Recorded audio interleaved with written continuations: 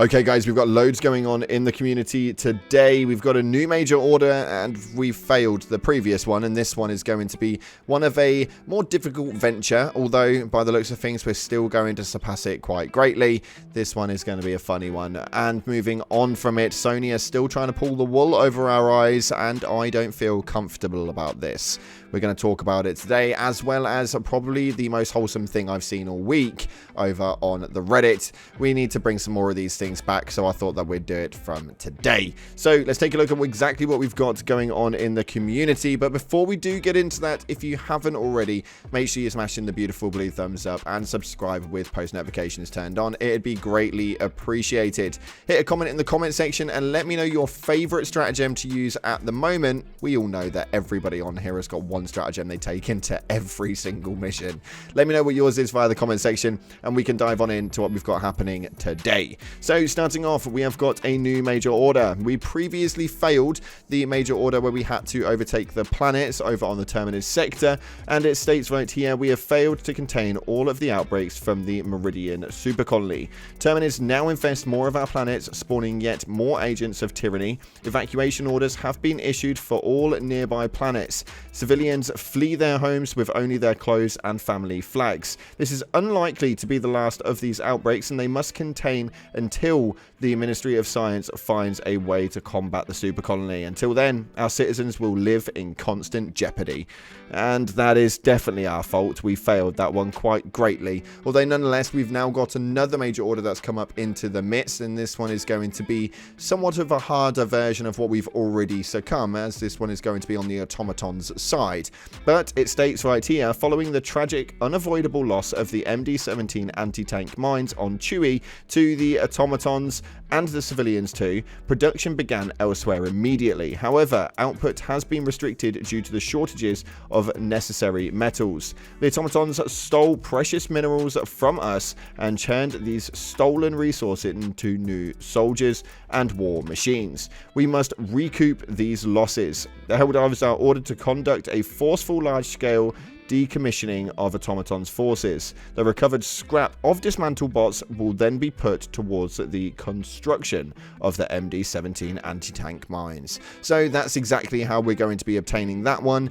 I kind of saw this one come in a little bit, mainly on the basis that we had to pick between the two, but obviously we were always going to get both, and they were never going to issue us a new weapon or new stratagem before issuing us these. So I have been waiting for the anti-tanks to eventually come. But what is it that you guys have to do?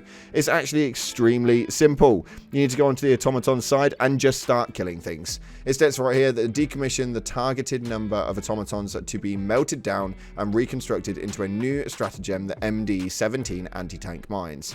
Now we have to do 2 billion of the automatons. Now, unfortunately, this is going to be a little bit harder than previous, although we are already just under 4% into completing this, which is quite entertaining to say the least.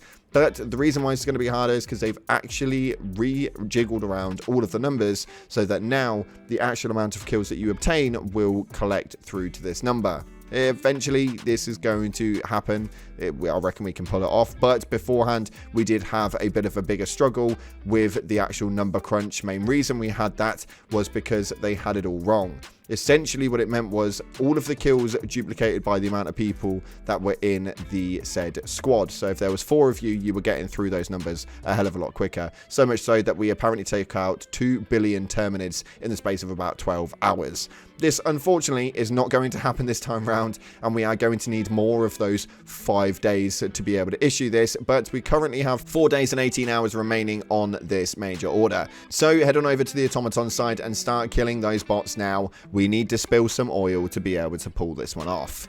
Next up though, we have the personal order, which is to successfully extract with 10 common samples. A nice easy one for you guys. Most of you would have probably already got this done, but nonetheless, for those of you who haven't, that's what you need to go and do. We've got some other stuff right now where Sony is getting into deeper water yet again. For those of you guys who don't know the Twitter page Pirate Software, it's definitely worth the follow to keep tabs on this, but these guys have got everything down. And we can see right here via a Reddit post that states, Sony is still locking out divers from around the world. Lifting the PSN link was a ploy. This makes absolutely no sense to me whatsoever. It states Helldivers 2 is now banned for purchase in Estonia, Lithuania, and Latvia as a 7 minutes ago. Still trying to say this is Steam's fault. Worst publisher in the industry. Now, I cannot defend this at all. Why are we still banning down countries to be able to purchase this? I don't understand what's happening. The Arrowhead developers have clearly stated that they are in talks with PlayStation/Sony with regards to being able to unlock these and lift the barriers so that people can play them in more countries. Why are they locking more down? I really don't understand what it is that's going on right now, but somebody's not saying something. If there are conversations that are going on, what conversations are being had? And I feel like the Arrowhead team need to be a little bit more transparent with this one, because it's just definitely not panning out the way that the CEO is saying that it's going to. Yes, it needs to be a Herculean effort to get it undone. As to why, I don't know. It should just be the flick of a switch just to be able to turn this all back on. They were on there like literally a couple of weeks ago, so as to why they're not on there now, I don't really understand it. They struck out like 177 countries, and now we have got another 3 to 4 to add into the list as well.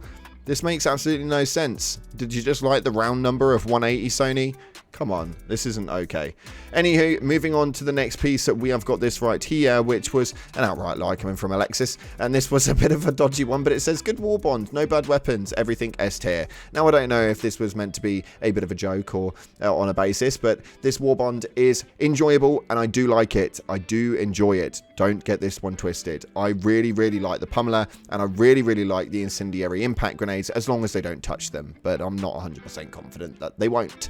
But this one being said, this is not a real great war bond. I am yet to use the last weapon in the final page, which I'm going to be grinding for today, so make sure you stay tuned for that one, because my lordy lord, we're going to be tearing off these war bond weapons, going in for what it is that's worth getting and what isn't. For those of you guys who haven't purchased the war bonds as of right now, make sure you keep tuned for that video, because it's going to be a bloody interesting one. But anywho, moving on to this piece right here, though, we've got a genuinely wholesome reaction from helping a random level 6 player. Make sure you've got the sound on. I'm going to play this for you guys, and then we're going to read the post, because I absolutely loved this video. Walker? What the hell is a walker?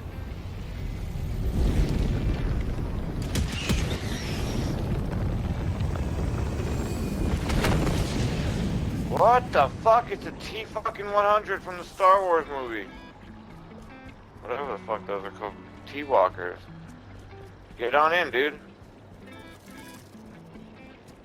You giving it to me, bro? Walker. Nice, dude. My Geo. This thing's fucking crazy. I was kind of joking when I said I needed you to carry me, but hey, you did the job, dude. I give you an A+ on it. And this is what Helldivers is all about. And I think this is something that we need to come back to terms to. We have since forgotten our roots just recently, and I think there's been so much hate going on and negativity that I think we have kind of forgotten what it means to be a Helldiver. And for me, this is a really big feature. I do read every comment you guys put in there, or at least I try to. And I have seen a lot of comment at the moment about the fact that we're really negative in the videos, and the stuff that we talk about is in a negative format. And I love seeing these humble things. If you do experience them, please do post them up on the Reddits. Please post them up in our Discords. We've got 11,500 people in the Discord right now via the link in the description. Head on over there, go and show some love to it. I think it's definitely needed. There is a lot of negativity coming from the main corporations up top when it comes to like the talks between Arrowhead and Sony particularly are causing a lot of problems and a lot of issues as well. Steam are obviously entwined into it also, and it's my job to bring the news as well as I can. So unfortunately, if it is negative, it's going to be negative, but I really want to be able to entwine this Helldiver community as much as possible, because I think that you guys keep things as positive as they can be. If that's unfortunately all we've got time for today, if you haven't already, smash that like button and subscribe with post notifications turned on. Thank you so much again for watching, guys. I appreciate all your faces, but as always, until the next time, I'll see you in the clouds.